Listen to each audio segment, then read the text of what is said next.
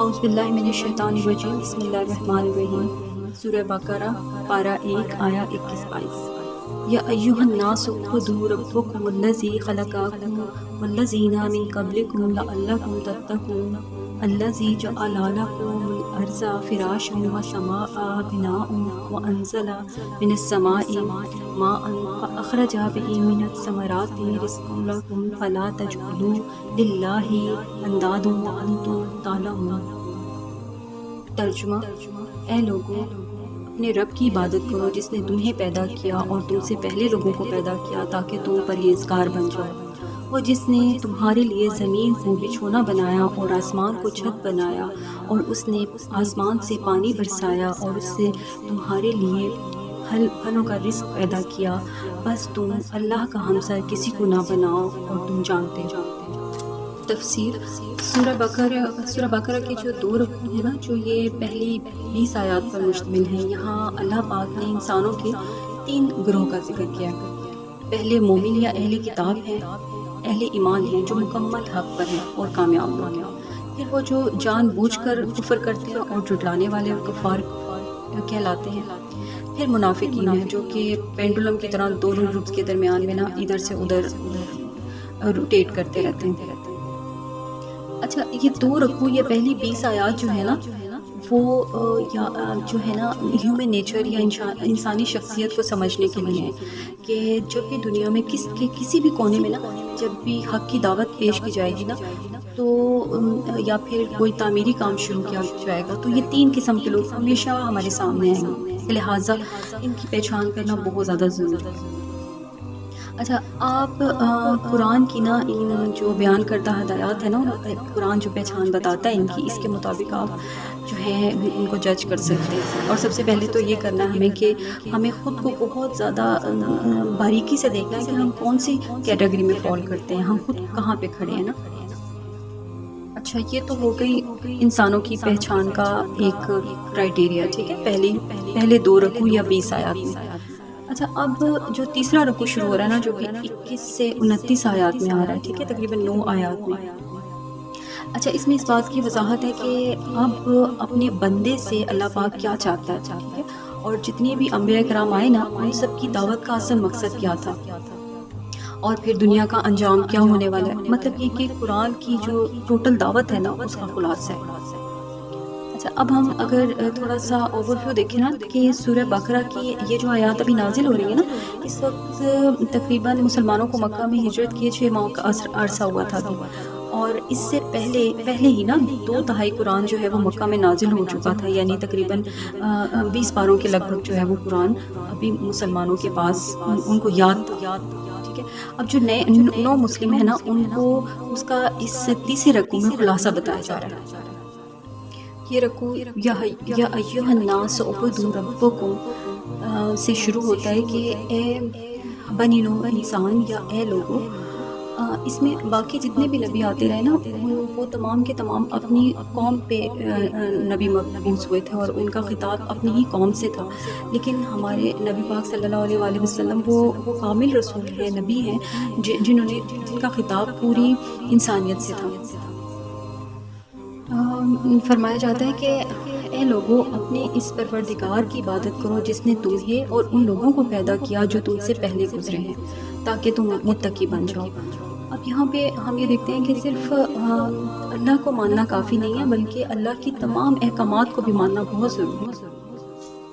اچھا، یہ عبادت کے لیے ہمیں مکمل طور پہ اس کے آگے سرنڈر کرنا ہوتا ہے۔ پھر فرمایا کہ اس بحث میں نہ پڑھو کہ ہم جو ہمارے آباء و اجداد جو کرتے آ رہے تھے ہم بھی وہی کریں گے، بلکہ ہو سکتا ہے کہ وہ بھی غلطی پر ہو، ان کی وہ باتیں آپ لو جو کہ حق کی بات ہے، اور جو بھی حق کی بات ہے اسے آگے بڑھ کے ایکسیپٹ کرنا چاہیے، جس سے یہ فائدہ ہوگا کہ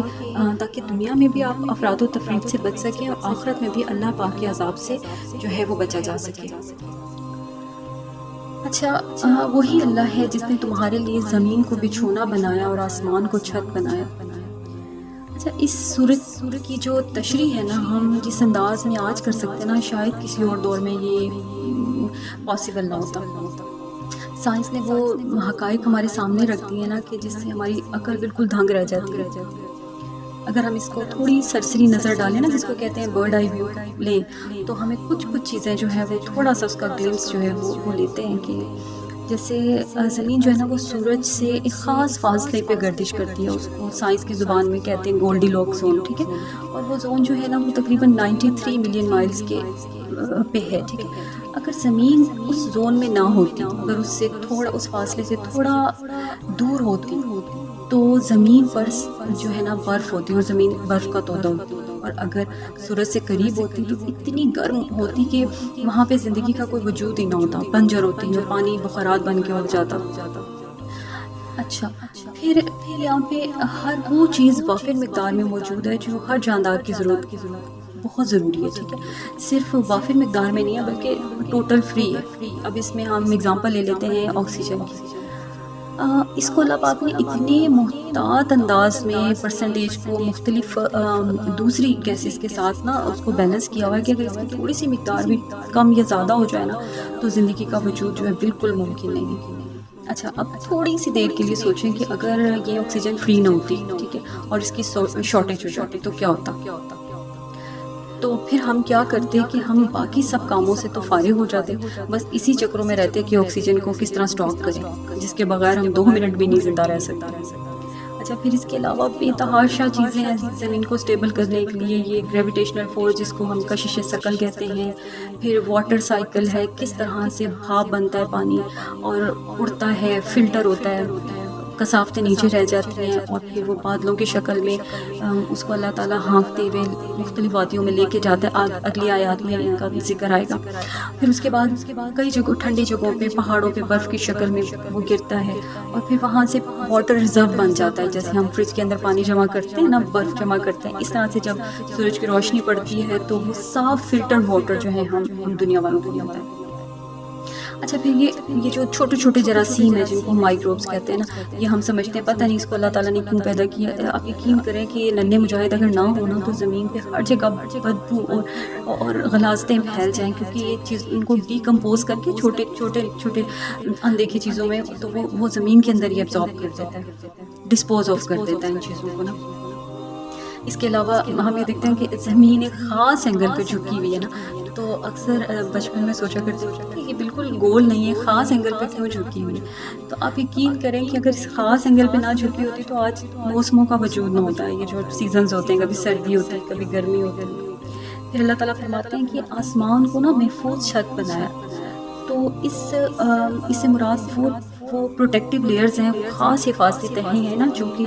ہمارے زمین تک نقصان دہ شعاع کو نہیں آنے دیتی، ٹھیک ہے۔ پھر یہ ہوتا ہے کہ فضا میں نا بہت بڑے بڑے پتھر اور چٹانیں بھی گھوم رہی ہوتی ہیں جن کو ہم میٹرائٹس کہتے ہیں۔ تو اب وہ جب تیز رفتاری سے زمین کی طرف آتے ہیں اور ان کے اوپر وہ زمین کی کشش بھی اثر کرتی ہیں، تو ان لیئرز میں سے جب گزرتے ہیں تو وہاں سے رگڑ کھا کے نہ جل جاتے ہیں اور زمین تک نہیں آتے۔ اگر ان میں سے کوئی بھی اگر زمین تک آ جائے تو زمین پہ کوئی بھی جاندار کا وجود نہ ہو۔ اچھا، اب یہ تہیں یہ نہیں کرتی کہ ہر چیز کو روک لیتی ہیں، اس میں وہ جو چیز فائدہ مند ہوتی ہے نا، جیسے جو شعاعیں فائدہ مند ہیں وہ زمین تک آنے دیتی ہیں جن میں زمین والوں کے لیے فائدہ ہوتا ہے۔ اچھا، اسی طرح کی بے شمار حقائق ہیں جن کو پہ ہم گھنٹوں بات کر سکتے ہیں، لیکن اس خالق کی کاریگری کا بیان پھر بھی ادھورا ہی رہے گا۔ پھر اللہ تعالیٰ فرماتے ہیں کہ خاص مقدار میں پانی نازل فرمایا تاکہ پھلوں کا رزق عطا کر سکے۔ اب ہم یہ دیکھتے ہیں کہ جو جتنے بھی علاقے جن کو ہم بنجر کہتے ہیں نا، وہاں پہ کس چیز کی کمی ہوتی ہے؟ مٹی تو وہاں پر ہوتی ہے، روشنی بھی ہوتی ہے، صرف پانی کی کمی ہوتی ہے نا۔ تو اللہ تعالیٰ کو پتہ ہے کہ اس نے اگر کس طرح کب اور کتنی مقدار پہ پانی برسانا ہے، تو اللہ تعالیٰ نے اس کو وقت پر اور خاص مقدار میں برسانا ہوتا ہے تاکہ ہمیں مخصوص قسم کے پھل اور رزق مل سکے۔ پھر فرمایا کہ بس نہ بناؤ اللہ کا ہمسر کسی کو اور تم جانتے ہو۔ اچھا، یہ عرب کے جو لوگ تھے نا وہ اللہ پاک کو تو مانتے تھے، لیکن وہ جو آئیڈلز یا بتوں کی یا دیوی دیوتاؤں کی پوجا کرتے تھے نا، وہ یہ سمجھتے تھے کہ یہ جو دیوی دیوتا ہے نا، یہ وہ ان کے وہ لوگ تھے جو فوت ہو چکے تھے لیکن اللہ کے قریب اور پسندیدہ لوگ تھے، وہ جیسے اولیاء کرام تھے سمجھ لیں ان کو، اور وہ یہ سمجھتے تھے کہ یہ ہمارا بیڑا یہی پار کروا سکتے ہیں کیونکہ یہ اللہ کے فیوریٹ لوگ ہیں۔ نبی پاک صلی اللہ علیہ وسلم نے توحید کی نا باریکیوں تک سے ہمیں آگاہ فرمائے، ایک واقعہ ہے کہ کوئی صحابی تھے، وہ آپ صلی اللہ علیہ وسلم کے پاس آئے اور کہا کہ ٹھیک ہے، جیسے اللہ چاہے اور آپ چاہیں۔ نبی پاک صلی اللہ علیہ وسلم نے فوراً اس کو ٹوک دیا اور کہا کہ تو نے مجھے اللہ کا مقابل بنا دیا۔ اس کائنات میں حکم اور مرضی صرف اس خالق کی چلتی ہے۔ اچھا، یہاں تک کہ رسول اللہ صلی اللہ علیہ وسلم سے کہا گیا کہ اے نبی، یہ آپ کے لیے ممکن نہیں کہ جسے چاہیں ہدایت دیں۔ اگر یہ اختیار میں ہوتا تو کئی شخصیات ایسی تھیں جن کے بارے میں رسول پاک صلی اللہ علیہ وسلم کو شدید خواہش تھی کہ وہ ایمان لے آئیں، لیکن وہ شخصیات جو ہیں دنیا سے ایسے ہی رخصت ہو گئے۔ پھر کوئی صحابی تھے جو کہ ایران سے آئے، اور ایران میں عام رواج تھا کہ وہ اپنے کسی بھی بڑے معتبر شخص کو نا سجدہ کیا کرتے تھے۔ اب وہ اس نے نبی پاک صلی اللہ علیہ وسلم کے سامنے آتے ہی نا ان کے سامنے جھک گیا۔ وہاں یہ عام تھا، تو نبی نے فرمایا کہ اٹھو، خبردار میری وفات کے بعد تم میری قبر کو سجدہ گاہ بنا لو گے۔ لہٰذا اطاعت جو ہے وہ تمام نبیوں، پیغمبروں اور اولیاء کرام کی کریں، لیکن بندگی اور عبادت صرف رب کی کریں۔ اللہ پاک ہمیں توحید کی باریکیوں سے آگاہ کرے اور ہمیشہ اخلاص سے اپنی عبادت اور بندگی کی توفیق دے۔ آمین ثم آمین۔